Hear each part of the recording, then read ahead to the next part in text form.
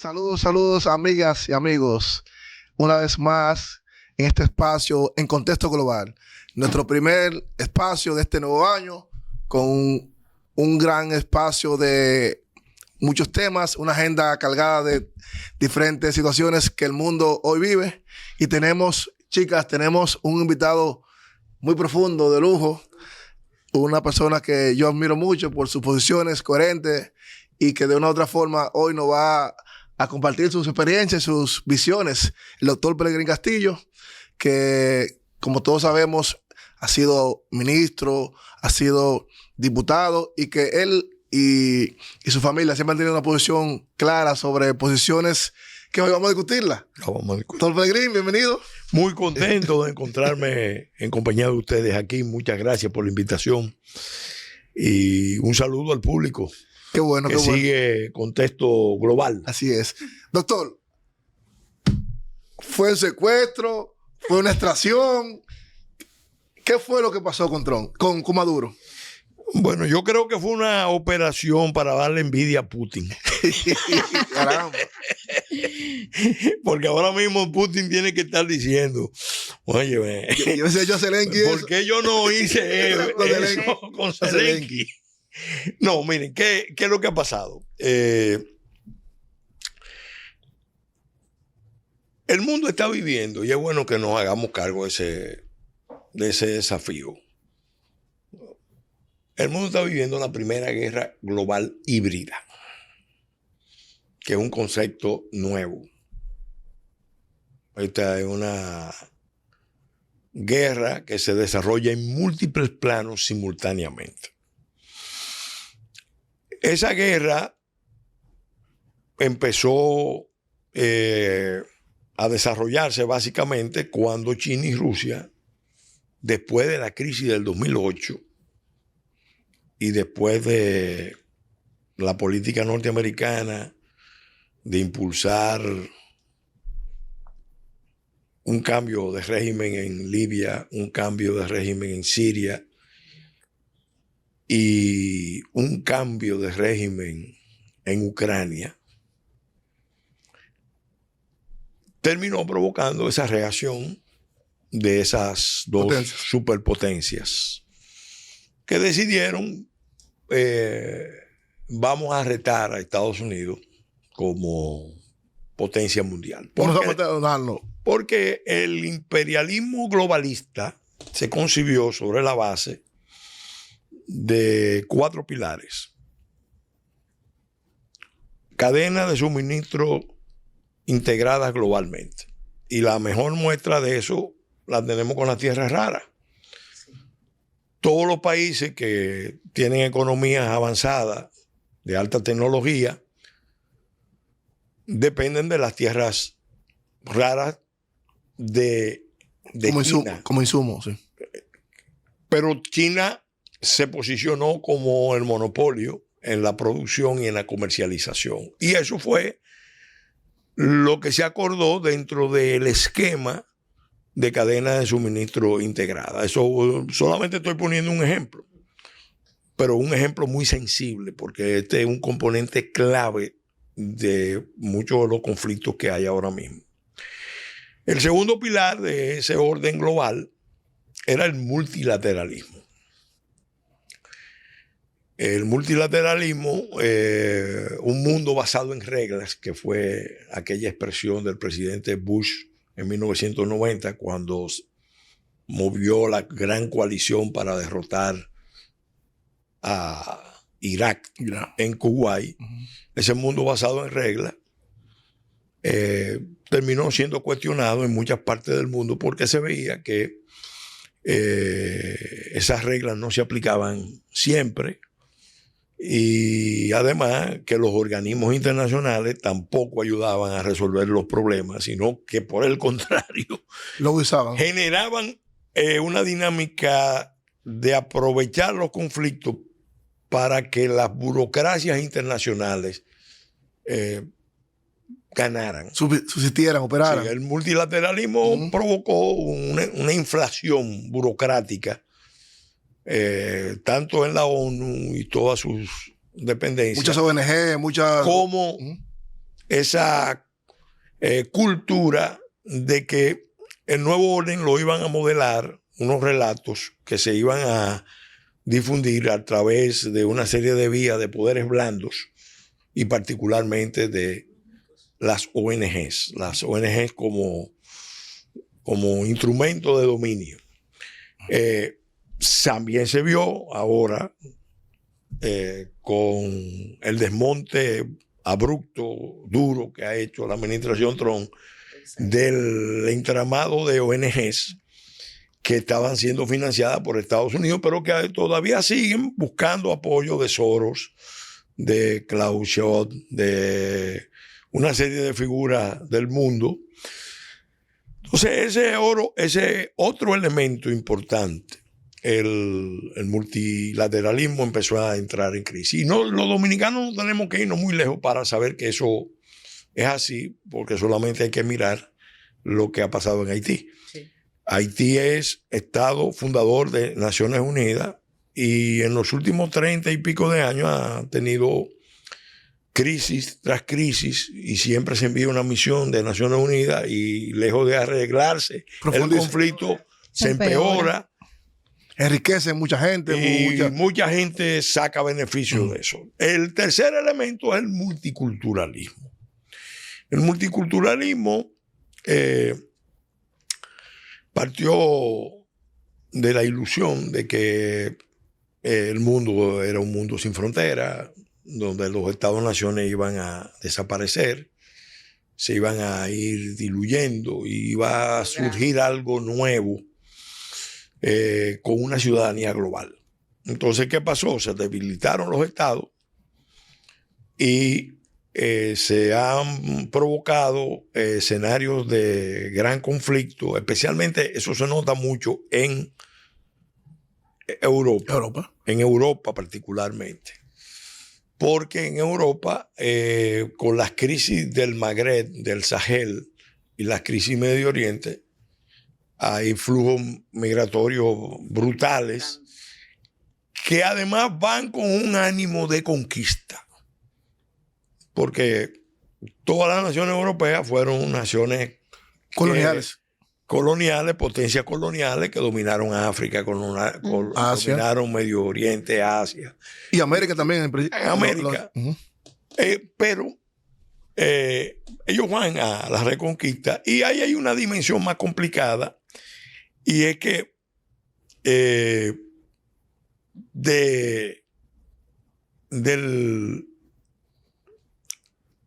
del mundo de múltiples civilizaciones, hay una, lo explica Huntington muy bien, hay una que perdió su estado central, que es el caso de la civilización musulmana.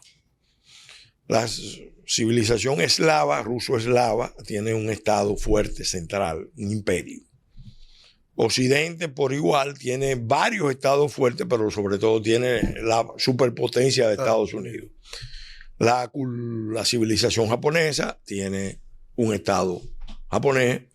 La cultura China tiene 3.000 años siendo imperio. Ahora es que está estrenando un imperialismo, porque nunca había sido imperialista, pero... Lo era, pero no era. Era un imperio, pero no era imperialista. Exacto. soy. Es una cosa llamativa. Ellos parece que de tanto sufrir los impactos del imperialismo occidental, entonces se contaminaron y salieron ahora en un plan de imperialismo al estilo chino. Porque no es lo mismo. No es lo mismo el imperialismo occidental que el imperialismo chino. Entonces, el multiculturalismo colapsó y el testimonio de Angela Merkel yo creo que puede ser el más dirimente, porque ella fue la líder europea que más se involucró en esa línea, en abrir la frontera, en justificar el multiculturalismo, y resulta que eso no funciona, especialmente no funciona en sociedades que están viviendo un invierno demográfico o que han cometido suicidio demográfico. Especialmente Europa. Eso lo han dicho voces muy ilustradas. El cardenal Sara, por ejemplo, no deja de reiterar a cada momento que el prelado católico más influyente viene de África, conoce lo que está pasando y ve lo que está pasando en Europa y le duele porque Europa se negó a sí misma, negó sus raíces por el mercado, soñando con sumar a Turquía a la Unión Europea. Se le olvidó que hay naciones, hay cultura y hay resistencia. En el mundo islámico no hay un Estado-nación fuerte. La Umma Arabilla, la Umma Islamilla no tiene un Estado fuerte. Hubo varios intentos, fracasaron. Después de la caída del Imperio Otomano, me refiero. Es decir, para esta época hace casi 100 años. Entonces, ¿qué pasa? El otro pilar que todavía está en pie, pero ya se nota su agrietamiento, es el pilar del transhumanismo.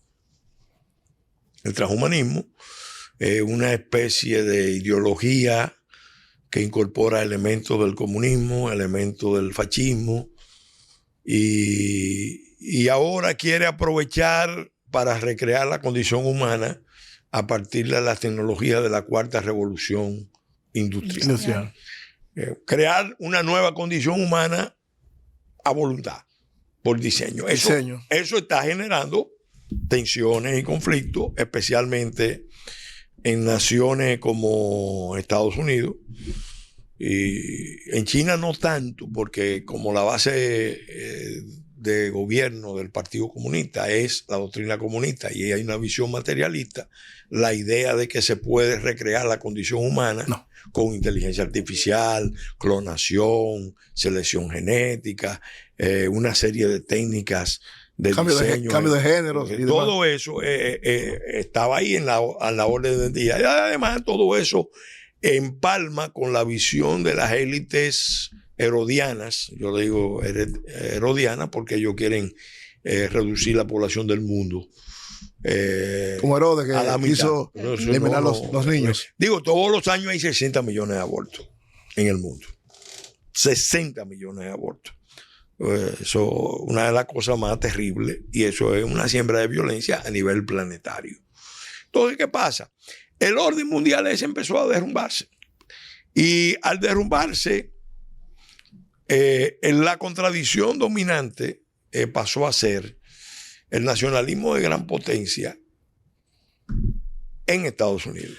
Porque la emergencia de Putin en Rusia fue una reacción del nacionalismo de gran potencia. Sí, cayó la Unión Soviética y el campo socialista se derrumban y hay un estado profundo en Rusia, así como hay un estado profundo en Estados Unidos. En Rusia está el estado profundo de los silovikis, que son todos esos cuadros del aparato de inteligencia, del complejo industrial militar ruso, de la alta tecnología, y ellos decidieron, vamos a pasar esta página, este capítulo de Yeltsin, donde se veía una Rusia vulnerable, mucho más abierta, más flexible.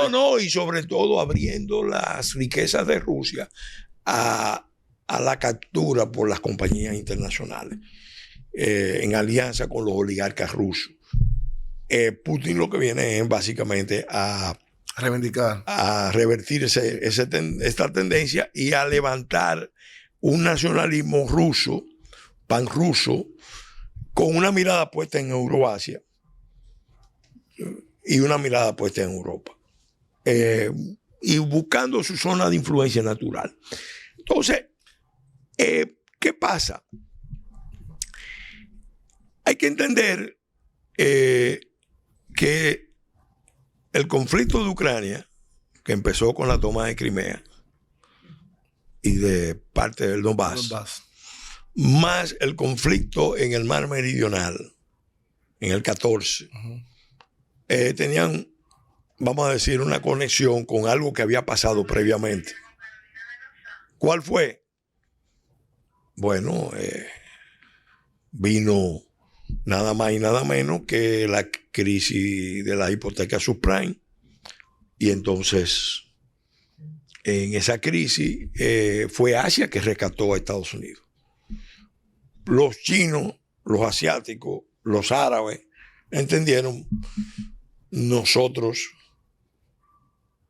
ya que hemos ido al rescate de Estados Unidos, tenemos que ayudar a ajustar este orden mundial, porque no podemos seguir no en un escenario tan complicado como un Estados Unidos metiéndose en escenario de conflicto, generando esa idea de llevar la democracia de que al mundo árabe, a contrapelo de cualquier cosa, al Magreb, por Libia, cualquier vía Egipto, y todo eso. Eso puso a muchos países del mundo, bueno, vamos a cambiar eso. Trump, en realidad, acuérdense esto, Trump aparece precedido de un movimiento poderosísimo que cambió la conciencia en Estados Unidos. El Tea Party. Tea Party. Fíjate que el nombre alude a la revolución del té, la revolución anticolonialista de Estados Unidos, porque el pueblo norteamericano empezó a sentir que sus élites lo habían traicionado, lo habían entregado, se habían ido a unas aventuras que resultaban muy costosas, y además con el sacrificio de la población norteamericana.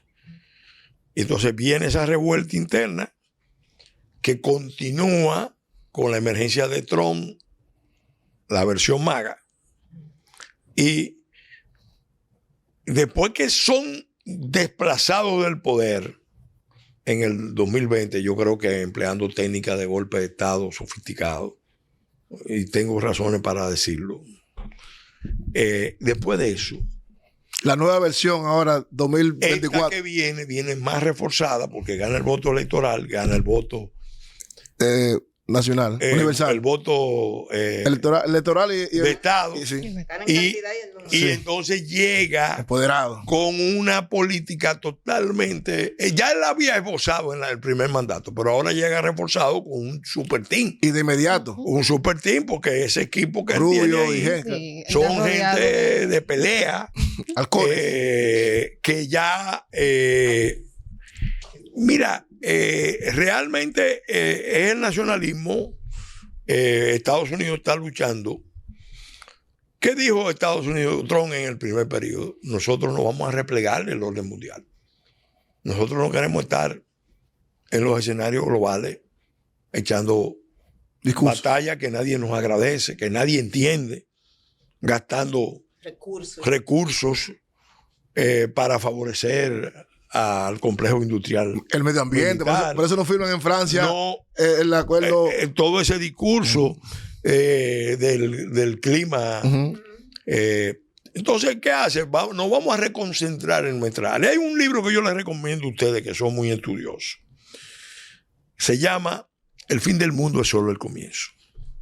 El fin del mundo solo es el comienzo. Es solo el comienzo. Es solo el comienzo. Okay. El derrumbe de la globalización, de Peter Seihan. Tuvo 2 años en la lista de bestseller de New York Times. Ahí básicamente la tesis que se maneja es que el COVID fue el punto culminante de todas esas contradicciones. Punto de quiebre. Sí. Y entonces empezó el proceso de desglobalización. Doctor, pero perdón, en ese contexto que usted desarrolla, haciendo un importante preámbulo, y nos esboza el Trump 2016-2020. Ahora viene un nuevo Trump 2024-2028. Sí. Vemos que en los primeros meses toma decisiones importantes y establece aranceles y establece una situación con Brasil, con China, aunque luego se ha ido recomponiendo las relaciones. Pero en el caso específico de Venezuela, aquí analizábamos y veíamos con uno de los invitados que cuando se van todos esos portaaviones Se van todas esas articulaciones armamentísticas. Dice, bueno, de repente, pero nadie pensaba que eso iba a pasar. O sea, todos creíamos, porque ya el régimen de Venezuela se había tanto mofado, había generado ya una burla de que... Oye, Caraballo, mira, la verdad es que el presidente Trump viene desde el periodo pasado en una confrontación con China, principalmente, y con Irán. Con Rusia menos, porque él con Rusia y con Putin como que tienen una... tienen como una sintonía. Me digo, se parecen un poco, ¿no? ¿Verdad? ¿Qué pasa? No, y además Rusia está concentrada en resolver su problema, que no es pequeño. Por allá. Espérate. Pero el Caribe, ya desde el primer gobierno de Trump, se había convertido en un escenario de choque de potencia. ¿Y cuándo empezó ese choque? Cuando el presidente Donald Trump recibe una llamada de la presidenta Tsai de Taiwán, la segunda llamada que recibe. Sí, sí. Y eso molesta a los chinos. Los chinos consideran que eso es un agravio, que el presidente Trump está desconociendo el principio de una China, dos sistemas, y que eso va a tener consecuencias. Entonces revoca el pacto que tenía con Taiwán y se dedica a romper el acuerdo que había entre Estados Unidos y los países de esta región de mantenerle a Taiwán cierto grado de respaldo diplomático en la comunidad internacional. En el año 2018, China mueve rápidamente su diplomacia. Algunos dicen que diplomacia de chequera, y logra que Panamá, El Salvador y República Dominicana cambien de posición y en forma desconsiderada, porque eso sí. Fue algo terrible. Fue vergonzoso, sí. Rompieran con Taiwán. Sí, tan abruptamente. Entonces, eso en realidad tenía una lógica de guerra. ¿Cuál era? Bueno, guerra diplomática, con el objetivo de demostrar al mundo que China mandaba en la región que se considera el patio trasero de Estados Unidos. Porque si China es capaz de hacer eso y de someter todos los demás países a un régimen, a una regla de que si tienen relaciones con China no pueden tener relaciones con Taiwán, nada de ningún tipo, China le está demostrando al mundo y a los americanos sobre todo, y le está diciendo a los norteamericanos: ustedes son un tigre de papel, ustedes son, como dijo el coronel Lin Min-fu, un pepino granado pintado de verde, una potencia impotente, una potencia declinante, y la prueba está aquí en la región. Claro, eso es el último episodio, porque eso se monta sobre una contradicción histórica, política, ideológica que venía desarrollándose. Desde que cayó la Unión Soviética, Fidel Castro, antes de caer la Unión Soviética en el 90, vio que la política de Mikhail Gorbachev iba a conducir al colapso de la Unión Soviética. Y que por tanto el socialismo, para sobrevivir y seguir la lucha antiimperialista, tenía que reconcentrarse en las Américas. Por eso convoca el Foro San Pablo. Y en el Foro San Pablo trazan una estrategia que empezó a esbozarse, le fue bastante bien, a partir sobre todo del ascenso al poder de Hugo Chávez. Cuando Chávez llega, ya se produce un tipo de acoplamiento orgánico. Y subsidio, apoyo. En la práctica era una especie de confederación. Hay un libro que yo recomiendo, se llama La invasión consentida, de Diego Maldonado. Ese es un nombre para darle a un autor, pero eran varios autores, donde hay un detalle de cómo, después del intento de golpe de Estado a Chávez en el 2002 y de la huelga petrolera de PDVSA, donde el gobierno de Chávez votó 18,000 técnicos y ejecutivos de alto nivel en la tercera empresa petrolera del mundo, óigame, eso terminó generando una radicalización. Se fueron a... Y un desastre también económico. No, un desastre económico porque a partir de ahí la seguridad del gobierno de Venezuela, la doctrina de defensa de Venezuela estuvo marcada por la influencia cubana. Claro, ellos no se quedaron ahí en el ámbito latinoamericano, que hubiera sido, si Fidel Castro no empuja a Chávez a querer jugar un papel a nivel mundial, lo cierto es que a lo mejor Venezuela hubiera tenido otro rol, pero al meterlo a jugar el rol de ser el soporte. Un che moderno. Óyeme. Un che con petróleo. Estamos hablando de Cuba, el eje Cuba. Venezuela y Brasil. La Habana, Caracas, Brasilia, Buenos Aires. Alineado ideológicamente con los recursos de Venezuela, apoyándolo y proyectándose hacia el mundo, porque no se quedaron en el continente, que hubiera sido, bueno, un movimiento local. Del patio ahí. No. Vamos a estrechar una alianza con Irán. Con Irán, que eso no es poca cosa. La revolución bolivariana de Venezuela con la revolución islámica de Irán. Doctor. Eso, Por ejemplo, a raíz de eso mismo que usted dice,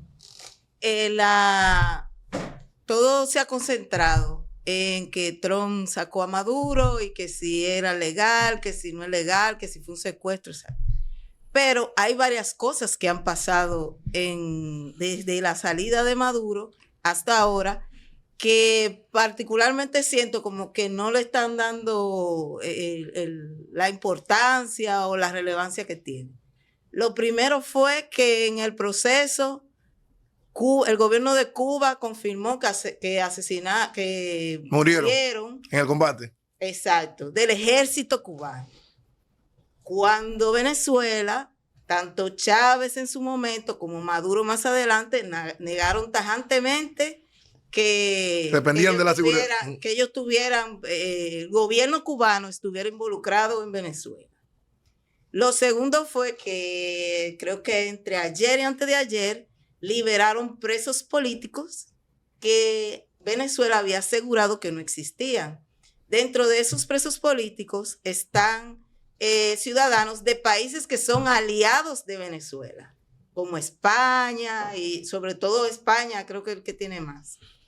Lo otro fue la interceptación de los buques con petróleo ilegal. O sea, no fue un gobierno per se o una empresa petrolera per se que estaba transportando ese petróleo, sino que se determinó que entraban los cargueros, cargaban el petróleo y lo llevaban ilegal. Y lo último, es que justamente cuando sacan a Maduro de Venezuela, entonces el gobierno de Irán se debilita y entonces el pueblo iraní aprovecha y le hace una revuelta. Bueno, me alegro que tú relacionaras el conflicto de esta zona con el conflicto de Irán, porque tiene mucho que ver. Mira, hay una realidad. Todo lo que se está ejecutando ahora era parte de la agenda que se venía discutiendo entre Venezuela y Estados Unidos por tiempo. Desde la administración Biden siguió con este gobierno. Pero parece que Maduro quería vacilarse a Trump. A él le gusta mucho una chercha. Venga por mí, lo estoy esperando. Estoy aquí esperando. Estoy en Miraflores. Y obviamente, vamos a estar claros, el escollo mayor que podía tener esa estrategia de negociación que estaba en curso con los presos políticos y una serie de cosas para normalizar las relaciones entre Estados Unidos y Venezuela, el obstáculo mayor era Cuba. Era Cuba. No era Cabello, no era Patricio López, era Cuba. Es que el régimen, miren, en ese libro, la invasión consentida, ahí queda claro que se produjo una especie de dependencia ideológica, de subordinación mental del régimen de Venezuela con el régimen cubano. Quien pone a Maduro en la presidencia es Cuba. Es Cuba, porque Maduro era su hombre de confianza, que lo habían colocado junto a Chávez. Era un egresado de la escuela de Cuadro, Nico López. Y quien le da todo el apoyo de su diplomacia a nivel internacional. Los cubanos tienen una diplomacia tan importante como sus servicios de inteligencia y van de la mano muchas veces. Entonces, le dan mucho apoyo a Maduro para que finalmente Maduro se convierta en el hombre que podía continuar al frente. Obviamente, ya llega un punto en que las contradicciones no se pueden mantener, sobre todo porque mucha gente no se ha dado cuenta de que cuando se dio la guerra entre Israel y Estados Unidos con Irán, esa guerra no concluyó. No. Esa guerra no concluyó. Entonces, los Estados Unidos saben perfectamente que el aliado número uno que tiene Irán en el continente es Venezuela. Es Venezuela. Agregado a China, relación con Rusia, es decir, tú eres un peligro. Pero lo de China se puede entender porque... Sí, pero son demasiados enemigos juntos. Cuba, Irán, claro. Rusia, China. Sí. Bueno, entonces tú eres...